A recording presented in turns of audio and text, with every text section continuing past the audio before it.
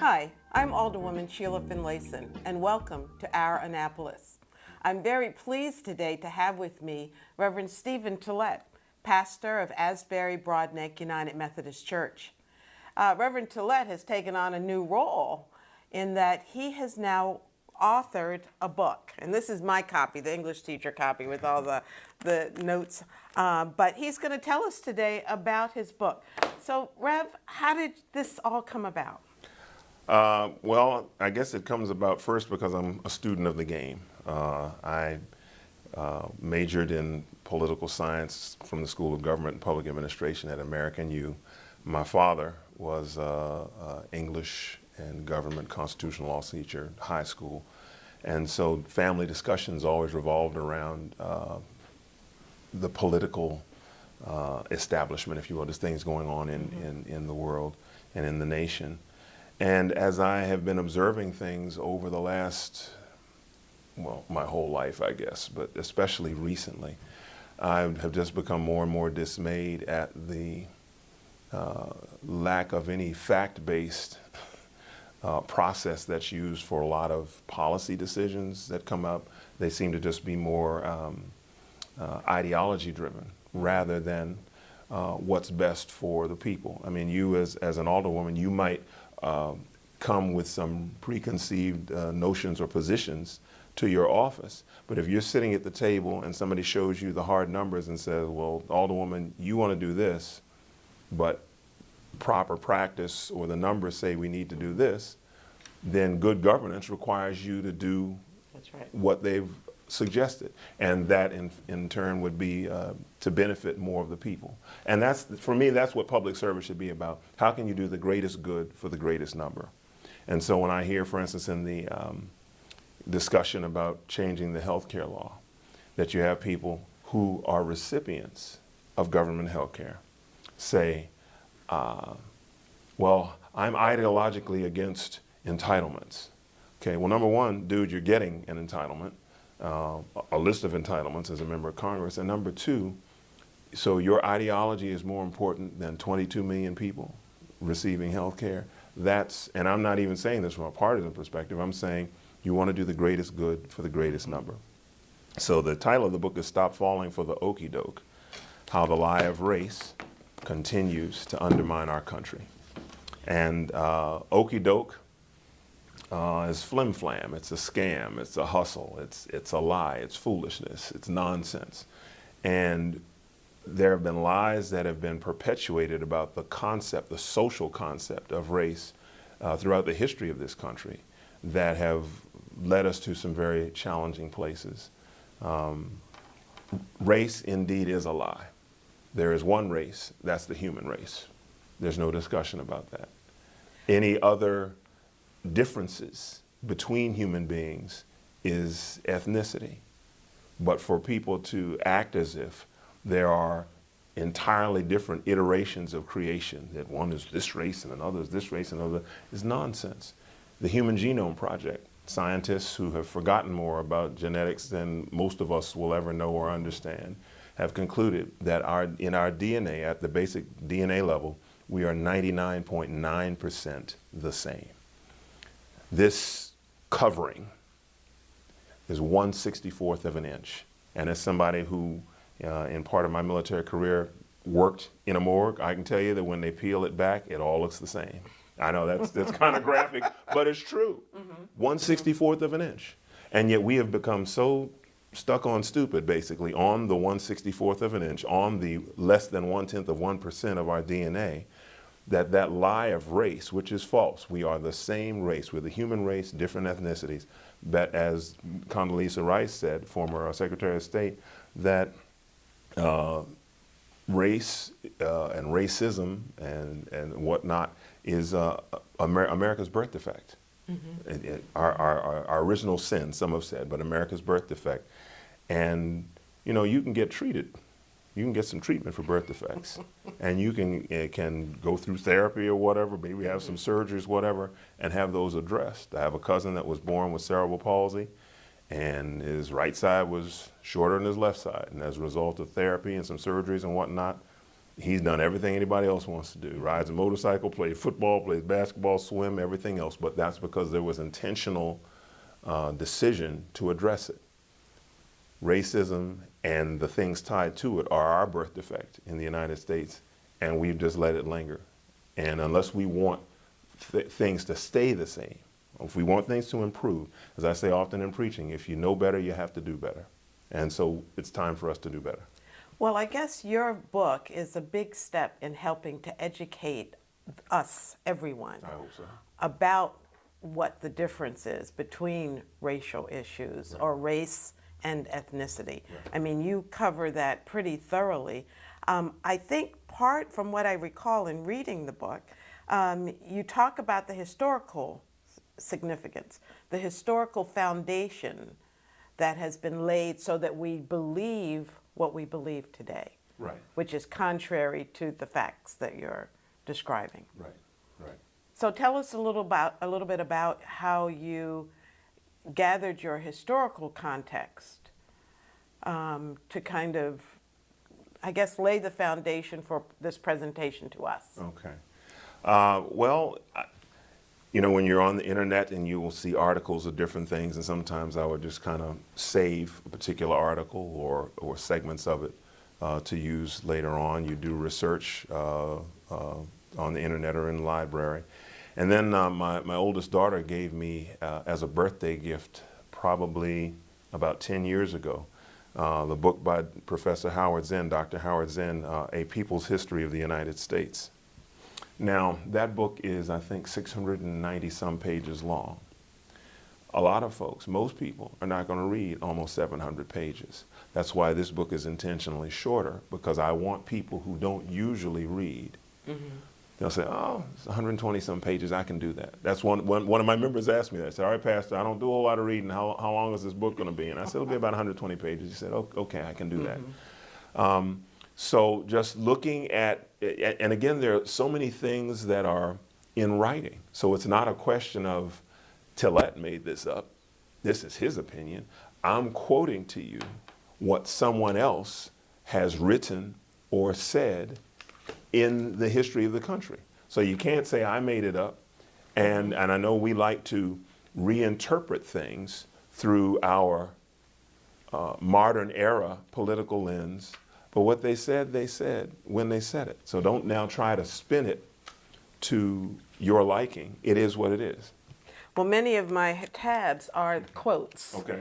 All right. And you have several pages where you quote from Dr. King to Mark Twain to Soren Einstein. Kierkegaard, Einstein. Right, yes. You know, where they really, we took it as more like storytelling. When they were presenting facts to us. Indeed. And telling us how to respond to these facts, but we didn't take it seriously, or we didn't hear it enough or believe it enough. But you've included those quotes to kind of, I guess, reinforce that these are, you know, truisms. You mentioned sci-fi and your pleasure in watching sci-fi. And I used to teach a sci-fi class, and I always told my students, sci-fi is a prediction of what is to come. You know, you look back at the book 1984, you know. And so we don't look at much of our history and much of our literature as presenting what's going to happen as a foreshadowing, I guess, of the future. But you've embraced that in your book. Well, actually, the cover design came to me as a result of a 1970 episode. I know I don't look that old, but I am, of Star Trek, from the original Star Trek series. And this episode 70, I believe, entitled The Last Battlefield.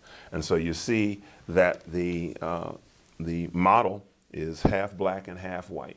And in the episode, the Enterprise encounters a man in space who is running from a police officer, law enforcement officer from his planet, and he is white on one side and left on the other. So eventually the officer comes on the ship, he's white on one side, left on the other.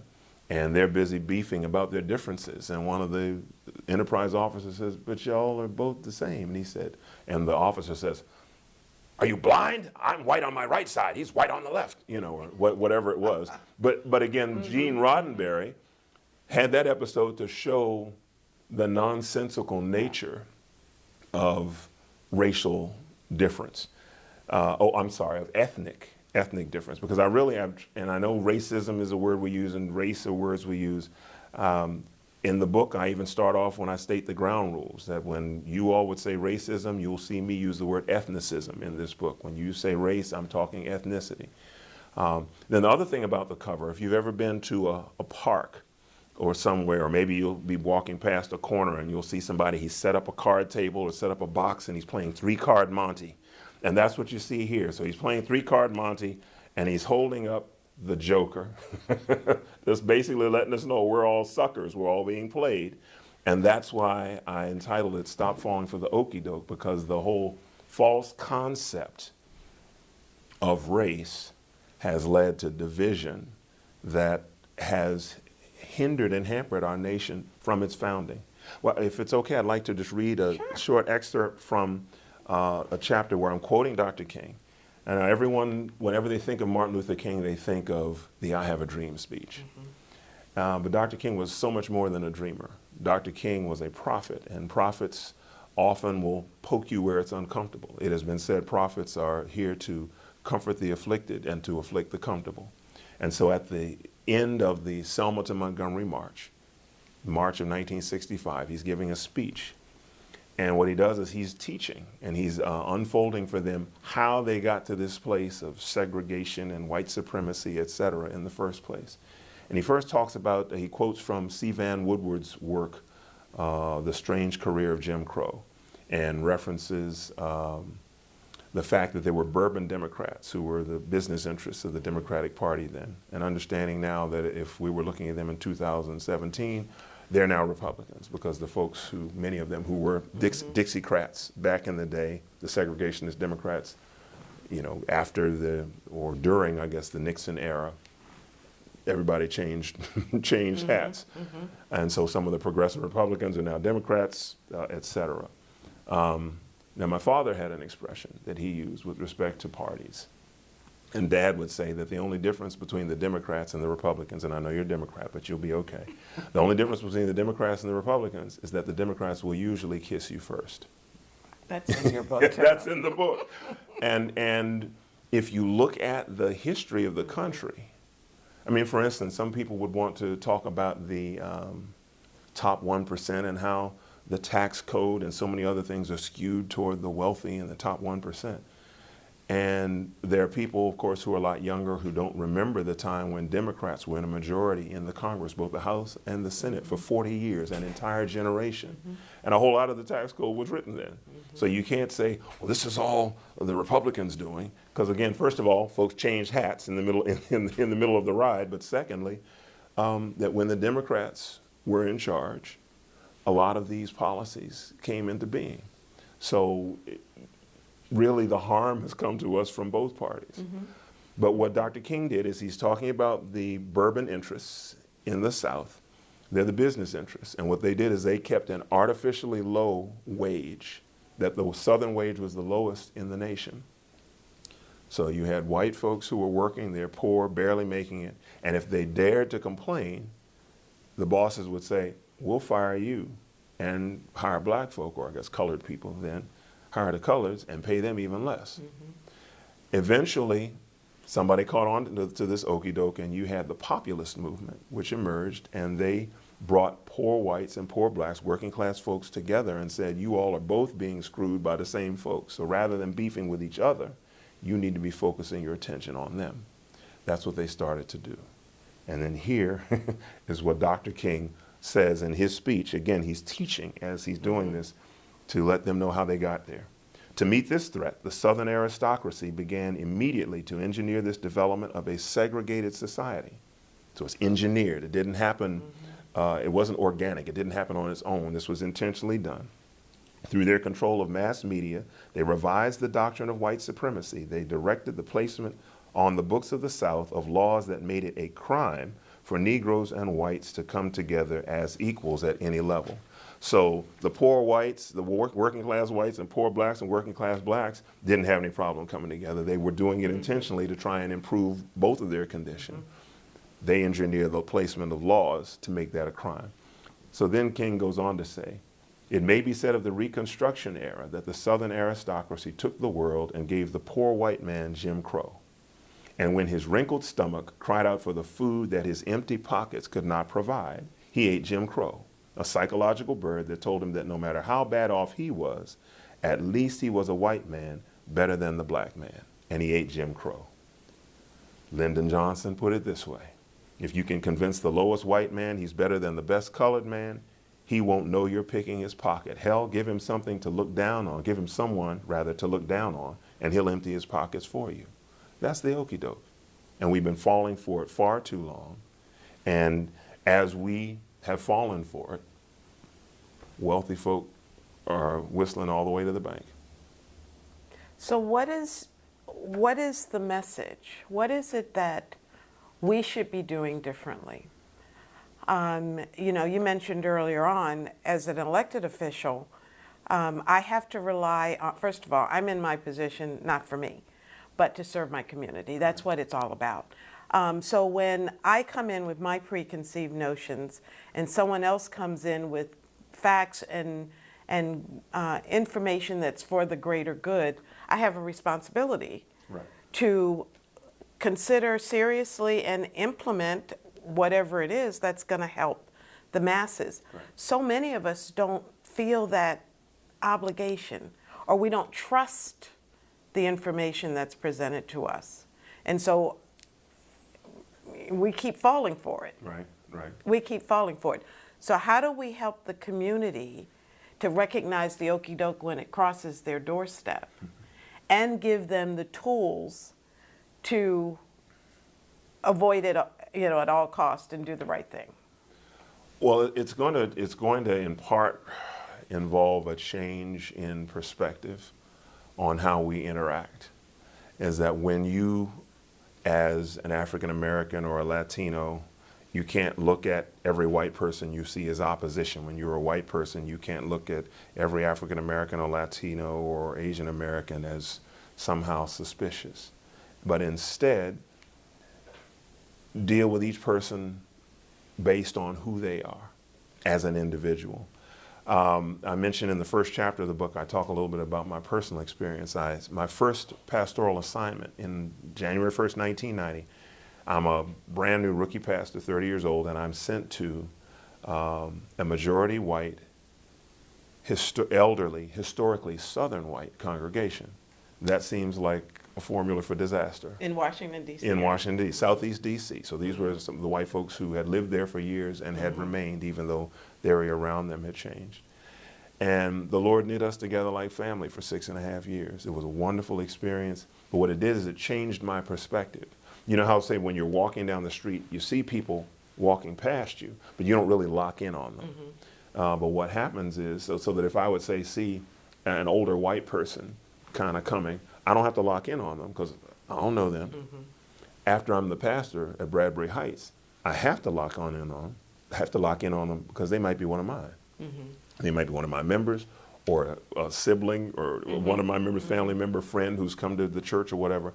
And so that begins to change my perspective. And then as I'm the pastor to this congregation, and when you're a pastor, you're sharing in some of the most intimate moments in people's lives, from marriage, pre-marriage counseling, counseling in the middle of a marriage if there's difficulty, illness, death, baptism, wedding, all of those things. You are sharing in those intimate moments in their lives, and all of the false barriers that just don't matter fall away. At the end of the first chapter, I talk about a woman from Georgia. Her name was Rose. Actually ran into her son over at the state, her grandson, one of her grandsons over at the state capitol last year. He said, Reverend, I know you probably don't remember me, but you did my grandmother's funeral. So Rose from Georgia, she was a self-described, I'm just a Georgia cracker, she would say of herself. After I left the church to come to go to my assignment in Baltimore, there was a time when she got mugged on the street by some punk, you know, probably took her pocketbook. And when she fell, she broke her hip. Her daughters then moved her out of that neighborhood to live with one of them. Well, a few years later, when she passed away, not from that, but when she just passed away from years, from old age, and her daughters took the time to track me down. Now, they could have been angry at every brown person because of what that one person did, but they tracked down their brown former pastor to do the funeral service for their self-proclaimed Georgia Cracker mother. Mm-hmm. Now, was that your first? That was my first pastoral assignment. Yeah, was that your first funeral? Because you always talked about your... No, I talked about the first funeral also. Right. No, the first funeral was a lady named Sophie Brown, dear, dear, dear woman. When I get to heaven, she's one of the first people I'm looking for. That's what you said in the book. And her daughter passed away. Her daughter had not actually been active in the congregation, but she needed me to do the funeral. And when I came to the funeral home to do the service, and she asked me, now I'm there to bury her daughter. She asked me, how you doing? I said, well, I'm a little nervous, actually. And she says, well, this will be good practice for you then. Who says that? But she was just such a wonderful and loving person. And so again, when you get a chance to know people, you know, and you'll have people say, well, I don't want to know them. Well, you need to, because they're in the same boat you're in. They're going through the same challenges you're going through. And in order, again, when you know better, you have to do better. When you understand that a lot of the, quote, race-based stuff is nonsense, is okey-doke, then that should require you to make a change, a shift in how you approach things. And when it does, then people of similar circumstance and similar interests can come together to address the political structure, the financial structure, et cetera, the financial industrial complex, the political complex, industrial complex, in order to get improvement for a greater number of citizens. There's a segment in the book where I talk about, there was an article, February 3rd, 2014, Political Blind Spot website, and the title of their article was "The Food Stamp Capital of the U.S. is White and Republican." And they talk about Owsley County, Kentucky, 99.22% white, 95% Republican, population of under 5,000 people, but they, per capita, were the food stamp capital of the country, not somewhere in Chicago, New York, LA, DC, Baltimore, Kentucky. And there are a lot of poor communities in Appalachia and whatnot, and their representative consistently votes against the interests and the programs that support the people who are struggling in his congressional district for whatever reason, because of his ideology or because I'm a Republican, so I can't conceivably support this. Yeah, you can, because your congressional district takes advantage of some of the safety net, some of the entitlements more than any other district in the country. Yes, you absolutely. That's your sacred responsibility. Part of the trust that you occupy when you hold up your hand and say, "I swear to protect, uphold, and defend the Constitution of the United States against all enemies, foreign and domestic. So help me God." Okay, so one of the enemies to the domestic is hunger, is starvation, is poverty. It's your job to care for those people, even if it means voting against your ideology. And frankly, if your ideology does not line up with reality, you need to examine your ideology and change it. Well, you know, what are you talking about? It sounds very much like you're talking about another hot button issue today, and that's healthcare.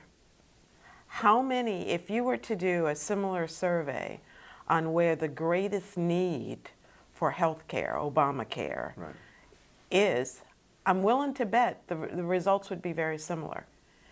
It would be in those communities like in Appalachia, where people are distressed, and they don't look like us. Right. But their representation doesn't have the same commitment or the same awareness. Right. You know, I think that's changing, because you look at on TV at the town hall meetings that they're holding, and folks are coming out. So maybe folks aren't falling for the okey-doke as we have in the past. And maybe it takes getting health care that you've never had and then losing it to wake you up. And maybe the same thing will happen with all the other services. Hopefully not. Right. But maybe it is a true paradigm shift now, with people being taken, or programs being taken away that the community direly needs. Right. I mean, am I? No, you're making perfect sense. And again, the PBC crowd, the party before country crowd, they're so focused on what's best for their party that they are not doing what's best for the country. Right. And there were a couple of interesting comments. If I have time, I see we're getting the signal, time's winding down.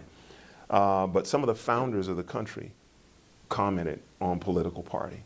John Adams, who was the second president of the United States, was vice president to George Washington. He says, "There's nothing which I dread so much as a division of the republic into two great parties, each arranged under its leader and concerting measures in opposition to each other." So there's no thought there of what's best for the people. It's just they're busy opposing each other. "This, in my humble apprehension, is to be dreaded as the greatest political evil under our Constitution." George Washington, in his farewell address in 1796, said much the same thing, and very pointedly. So the party before country crowd has to be held accountable and understand that it's not about you. It's about us. It's about we the people. And we expect and demand that you will honor your sacred trust to represent all of us, irrespective of their ethnicity, irrespective of whether they're suburban or urban or rural, that you're going to honor your sacred trust to represent and serve all of us. And if you don't, we will vote you out. And that's part of the challenge, is that people at this point are so programmed that some people, they're going to vote Democrat no matter what, and others are going to vote Republican no matter what. You need to vote your interests no matter what. There's a saying in community organizing, we don't have any permanent friends or permanent enemies. We have permanent interests. What are your interests? And are the people that you are putting in office supporting your interests? And if they don't, fire them and hire somebody else who will support your interests and your needs. Well, I feel like I have to speak in support of my party, and I hope that both parties are doing the same thing. But we've been having a lot of discussions around what our core values are. What really are we here for? What is it that our community needs that we should be all about? Is it about making sure that we have adequate health care? Even though that's in the city particularly, that's not our issue and that we don't provide it. It's a state issue. But adequate housing, adequate transportation, adequate recreational activities and facilities. And that may seem like an amenity, but that relates to good health. It does. So quality of life. Quality of life, absolutely. So, we are having discussions to try to get back to the core values that we should be representing for the folks that we represent. So, and I see that we're almost out of time. We could probably talk for another hour. But Rev, what is it that you would like to, for anyone who reads your book, and I hope everyone will, and you're going to tell us in a minute how to get your book, but we'll read this. It's a very enthralling discussion. A lot of what we've all thought, but never put all the ideas and concepts together to say, it's the yoki doke and we need to stop falling for it. So what is it that you would like for anyone who reads your book to take away from it? And then how can they get it so they can read it? You need to, in my estimation, I'm asking you, again, when you know better, you have to do better. I'm asking you to find people of similar station and similar concern. Many of them are not going to look like you. Some of them might have an accent. So what? You have similar interests and similar concerns, and get together with them to advocate in your own community and family best interests. The book can be secured on the iUniverse website. That's the letter I and then the word universe.com. And you can put in either my name, the last name is Tillett, T-I-L-L-E-T-T, and it'll pull up the book. Or you can put in the word Okeydoke, O-K-E-Y-D-O-K-E, and that will help pull up the book. Or you can go to Amazon.com and get it that way.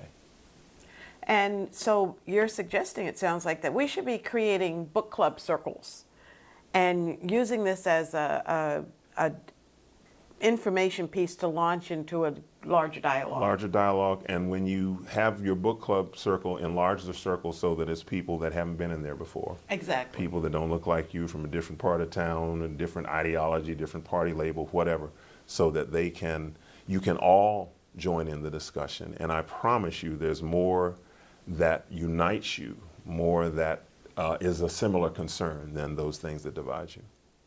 Well, again, it's Stop Falling for the Okie Doke by Reverend Stephen Tillett. And it can be you can find it on Amazon or UPress. iUniversity, I'm sorry. iUniverse.com. Or you can reach out to me and I'll connect you to Reverend Tillett if you have trouble with that. But it's an enthralling read. It's very well timed for our society today and full of ideas and concepts that, like I said, we all think about, but never quite make the connection. So I want to thank you, Reverend Tillett. Awesome read, and hopefully you'll be invited to all of our city communities to share your views and share your new book. I'd be glad to do it. Thank you. I appreciate this opportunity. Glad to have you. Thank you again.